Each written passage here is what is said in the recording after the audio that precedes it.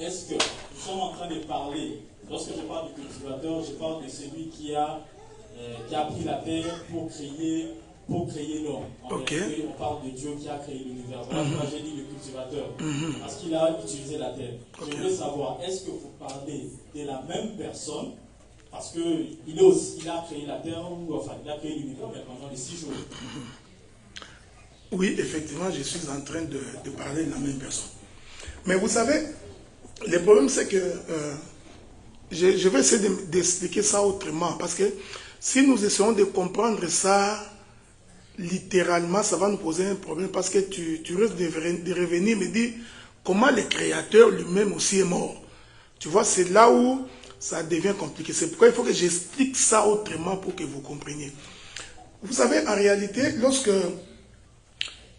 quand Dieu sort de l'éternité, qui commence la création, je m'excuse de dire ça comme ça, souffrez avec moi. En fait, Dieu voulait que l'homme pêche pour que Dieu vienne le sauver. Tu vois, c'est un peu de la folie, mais c'est ce que Dieu voulait. Je vais donner quelques éléments pour que je me fasse comprendre. Vous savez, d'abord, Dieu ne peut pas mourir. Si on imagine Dieu, il n'a ni commencement ni fin. Donc, l'éternité est une conception qui dépasse l'homme. Maintenant, Dieu, il fait des choses que personne ne peut faire.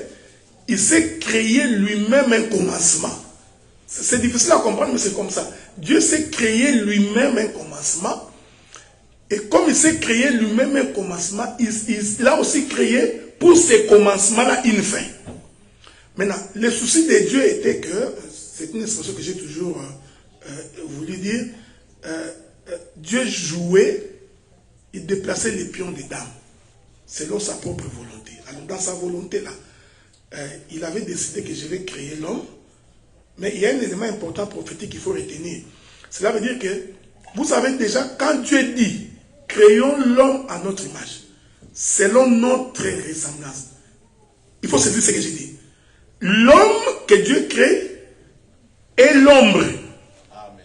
Je ne sais pas si vous comprenez. Donc, l'homme que Dieu crée qui lui ressemble là, c'est une ombre.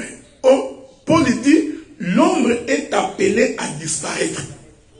Le simple fait que Dieu a créé l'homme le ressemblant, l'homme portait déjà en lui les germes de sa destruction. Je ne sais pas si vous me comprenez. Ça veut dire qu'avant même que l'homme pêche, le fait qu'on l'a tiré de la terre, on a formé l'homme. Dieu souffle. C'est pourquoi vous remarquerez, quand Dieu parle à l'homme, il dit, quand tu pécheras, tu es poussière, tu retourneras poussière. Dieu ne parle pas de l'esprit qui était dans l'homme. Il parle de la chair. Parce qu'il savait que l'esprit ne peut pas retourner. Parce qu'il ne mourra pas. La promesse a été donnée à la chair que le jour où tu mangeras, tu es poussière, tu retourneras dans la poussière. Maintenant, les mathématiques de Dieu est telle que pour sauver l'homme, Dieu voulait que ce soit lui-même qui sauve l'homme. C'est pourquoi il fallait que Dieu vienne lui-même mourir. Maintenant, la question est celle-ci.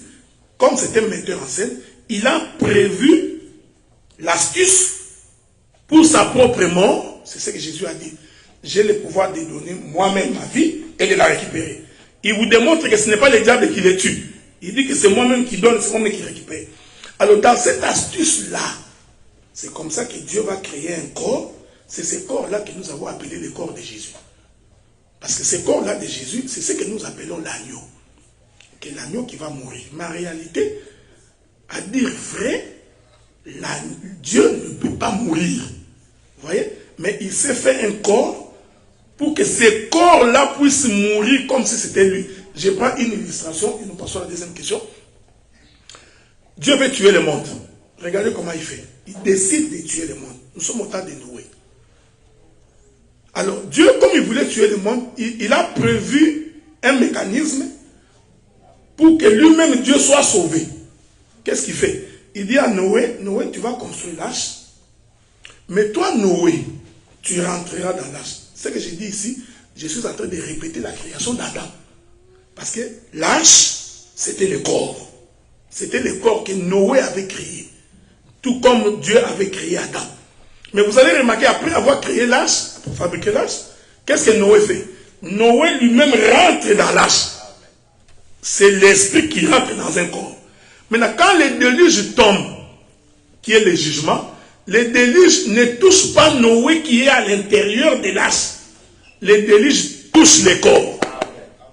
Vous comprenez? C'est ce que Dieu a voulu faire. Il a voulu, c'est pourquoi Hébreu dit, tu n'as voulu ni sacrifice ni le corps. Tu m'as fait un corps pour que ce corps-là portasse le péché de l'humanité. Sinon, Dieu en lui, le péché ne peut pas rentrer. Donc il s'est fabriqué un corps comme Noé. C'est quoi tu remarqueras? Le déluge est tombé. C'était le jugement de Dieu. Ça tombe sur l'arche. L'arche, c'est ça le corps de Jésus qui prend le péché de l'humanité. Mais remarquez, après le déluge, qu'est-ce qui arrive? Noé qui était à l'intérieur de l'arche doit sortir. C'est ça qui est arrivé à la croix. La chair mère, l'esprit rentre. Donc, c'est lui, l'agneau immolé, c'est Dieu lui-même. Mais entre des... Voilà, c'est ça. C'est bon, frère. On donne au second frère. Frère Gilles, c'est bon? Merci. Bonsoir l'église. Bonsoir. Le frère Gédéon, étudiant à l'université d'Ottawa. Je voudrais savoir qu'est-ce que l'on perd dans la compréhension de l'évangile lorsqu'on ne comprend pas la signification de l'agneau de Dieu. Merveilleux comme question. Frère est philosophe.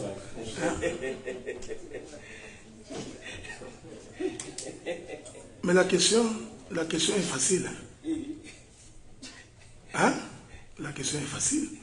La Bible dit ceci. Mon peuple périt parce qu'il lui manque la connaissance. Je vais y aller doucement pour que tu comprennes.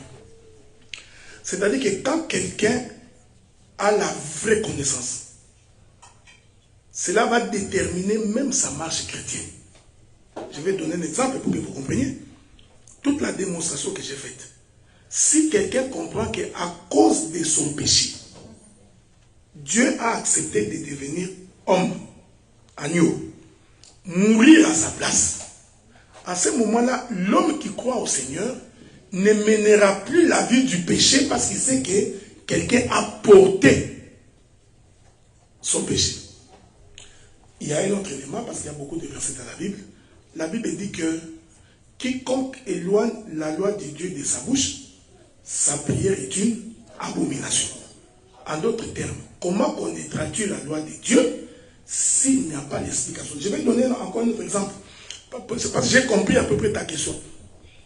Il y a des gens qui disent que connaître que Jésus est mort pour nous, pour les péchés, ça suffit. Toutes vos démonstrations là, aller à gauche et à droite, ça ne sert à rien. Au contraire, je vais donner une illustration pour que tu me fasses comprendre. J'en ai trois. Premier élément, Pharaon fait un songe. Pharaon lui-même a compris que pour que la paix règne dans les pays, il faut non seulement répéter les songes, il faut en donner l'explication. Je rentre au temps de Daniel. Au temps de Daniel, le roi de Babylone aussi fait un songe. En ayant les songes, son cœur est troublé. Il en demande les songes et son explication.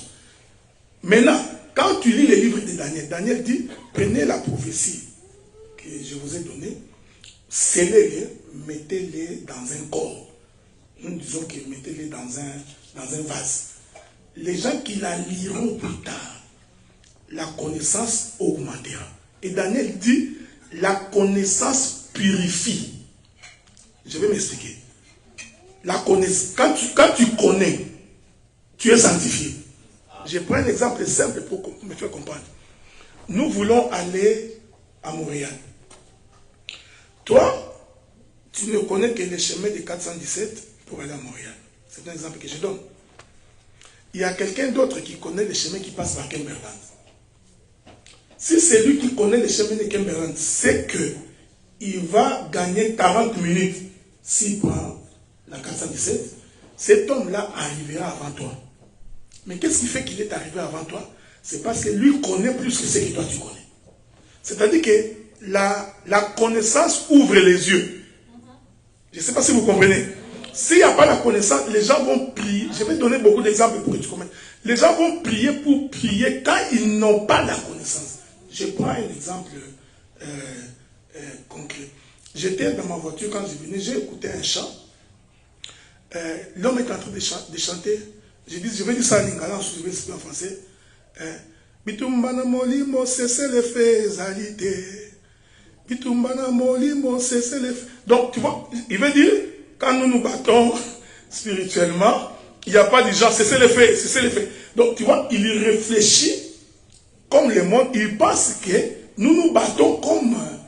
Alors que la Bible dit que quand tu as Christ en toi, c'est Christ qui te donne la victoire face à tes ennemis. Je vais finir par un autre exemple. Un jour, parce que Dieu le dit, hein, sans donner les autres écritures, où Jésus dit, Père, je leur ai fait connaître ton nom. Et ils t'appartiennent parce qu'ils ont eu la connaissance de ton nom. La vie éternelle. La vie éternelle, je précise bien. La vie éternelle, ça c'est 1 Jean chapitre 5. La vie éternelle, c'est qu'ils te connaissent, toi, le seul vrai Dieu, et c'est lui que tu as envoyé. Attention, parce que le vrai Dieu et celui qui a envoyé, c'est la même personne. Ce n'est pas deux personnes, hein. Mais si tu n'as pas l'explication, tu croiras que c'est deux personnes. Et là, ça te fait perdre. J'ai fini par, Dieu dit à Gédéon, Gédéon, tu vas aller, tu vas remporter la victoire. Gédéon dit non, je ne suis pas très sûr que tu m'as choisi pour aller remporter. Alors, Gédéon descend dans la ville, il trouve deux Madianites en train de parler. C'est ce que la Bible dit. Un des Madianites raconte les songes à son voisin. Il dit non, je dormais. Alors, j'ai vu le pain d'orge. Le pain d'orge, c'est le pain des pauvres. Pour ceux qui ne savent, le pain d'orge, c'est le pain des pauvres. Hein, à l'époque de la moisson. C'est pourquoi vous voyez l'écriture qui dit errer le pauvre. Errer le pauvre, là, ce n'est pas les pauvres qui manquent l'argent. Hein? C'est très important. Les pauvres, c'est celui qui n'a pas de revenus, celui qui n'a pas de source de revenus, celui qui n'a pas de soutien. Or, vous allez comprendre que ce qui faisait notre force, notre soutien, c'était les péchés.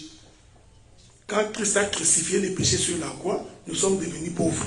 C'est pourquoi il prend soin de nous. Alors, il voit les pains rouler. La Bible dit que les pains frappent la maison. La maison se renverse sens dessus, sens dessous. L'homme qui a écouté, là Gédéon était à côté en train d'écouter. L'homme qui écoute les songes, il interprète, il dit, ah, ce que tu as vu là, c'est l'épée de Gédéon.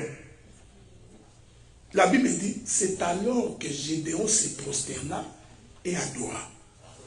C'est-à-dire que sans l'interprétation de l'écriture, on fait une fausse adoration.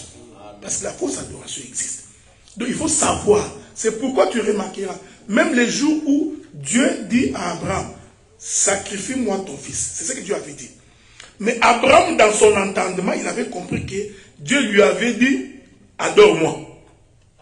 Je ne sais pas si vous comprenez. Pourtant, Dieu avait dit, donne-moi ton fils. Mais remarquez, quand Abraham parle à ses serviteurs, il interprète donner. Il dit, nous allons avec les fils adorer. Ensuite, nous reviendrons avec les fils. Donc, dans l'entendement, c'est pourquoi l'écriture, quand elle n'est pas interprétée, quand elle n'est pas expliquée, les gens sont emballés. C'est pourquoi tu verras à la Pâque, les gens vont faire des films, des petits agneaux dans l'église. Noël, ils font des petits bébés dans la crèche. C'est parce qu'ils n'ont pas la connaissance. Vraiment, la connaissance de la parole fait en sorte que, bon, les gens qui n'ont pas expérimenté, peut-être nous prions Dieu qui vous fasse expérimenter. Mais nous qui avons expérimenté, moi j'ai constaté que j'ai abandonné la vie du péché par le goût de la connaissance. On ne m'a même pas dit, laisse, non. Au fur et à mesure que j'aimais le partage, j'étais toujours au milieu des frères, en train de ne partager que la parole. À un moment donné, c'était devenu une passion, au point où je n'ai plus le temps de penser péché. D'ailleurs, à un moment donné, je vais finir à mon bien-aimé, parce que moi j'étais un grand buveur. Hein. Moi je buvais beaucoup. Non, pas de l'eau. Heineken. Donc, mais je vous informe que les jours où j'ai abandonné, personne ne m'avait dit d'abandonner. Toutes les fois qu'on me disait, non. Ça dit que j'ai réalisé que je ne bois plus, en tout cas 2 ans après. J'ai dit, ah, mais ça fait longtemps, hein, que je ne bois plus. Et puis j'ai perdu le goût. En fait, la connaissance que tu trouves inutile là de fois, il y a un travail spirituel qui se fait à l'intérieur de l'homme. Et c'est ce travail de transformation qui n'est pas vu à l'œil comme ça. C'est pourquoi le temps de connaissance, c'est très très important. Je vais finir par un élément aussi parce que, vous savez, quand Dieu envoie Moïse chez Israël, Moïse a dit à Dieu, mais Dieu, je ne peux pas partir. C'est un peuple qui pose des questions. C'est pourquoi tu vois beaucoup de pasteurs que Dieu n'a pas envoyés, ils ont peur des questions. Si il y a des pasteurs ici, si tu les mets ici, il va dire, oh, ces bêtes-là vont nous manquer du reste. Non, non. Le problème, c'est qu'ils sont incapables de répondre. Mais Moïse avait dit, Dieu, donne-moi la capacité. S'il me pose la question, que je sois... C'est pourquoi, généralement, frère, avant que tu t'aventures dans ces choses ici, vraiment que Dieu t'instruise. Hein? Qu'il t'instruise pour que tu ne deviennes pas ridicule. Parce que chaque fois qu'on va t'appeler sur une question, toi tu fouilles. Dès qu'il y a partage, tu fouilles. Parce qu'en réalité, tu n'as pas assez de connaissances. Mais la connaissance, et je vous informe, vous qui êtes à Ottawa, si Dieu vous fait grâce d'avoir la connaissance de la parole, vous serez capable de distinguer un faux prédicateur d'un vrai prédicateur. Ça ne demandera pas qu'on vous... Il suffit qu'il ouvre sa bouche pour parler. Tu vois, quelqu'un qui passe, je donne un exemple. Il y a des gens qui ont fait des pronostics sur le match de Congo va remporter la Coupe du Monde. Et ces gens-là, ils se sont fait passer pour des prophètes et des dieux. Mais vous savez que si vous aviez la connaissance, même ne pas attendre, vous sauriez déjà que ce sont des faux prédicateurs. Parce que vous allez savoir que dans votre équipe du Congo, certainement qu'il y a des chrétiens. Mais dans l'équipe du Portugal aussi, il y a des chrétiens. Bon, votre Dieu là, il va vous donner à vous la victoire. Il laisse un autre de ses fils qui est dans le Portugal perdre. Vous voyez? Donc, Dieu du ciel, le Dieu du ciel va abandonner son trône pour donner les pronostics des matchs de football. Pourquoi vous prenez Dieu pour votre ami? Mais si tu as la connaissance et que tu sais que quand Dieu envoie sa prophétie, j'avais dit ça une fois ici, la Bible dit que les dons ont été donnés pour l'utilité de l'Église. Dieu ne peut pas passer son temps à donner une prophétie sur une sorte de football de distraction. Si c'est pour l'Église, Dieu peut donner. Du genre, bien aimé, faites attention, l'an prochain, vous qui empruntez la route de Montréal pour aller prier, à telle date, n'empruntez pas, parce qu'il peut y avoir un accident, le jour où vous irez à la prière. Tu vois, là, Dieu vous préserve pour son œuvre. Mais pour le football, il y a même des gens qui ont acheté des varaises, des maillots, tout ça. Maintenant que c'est fini, portez les maillots. J'ai fini. Non, j'ai fini.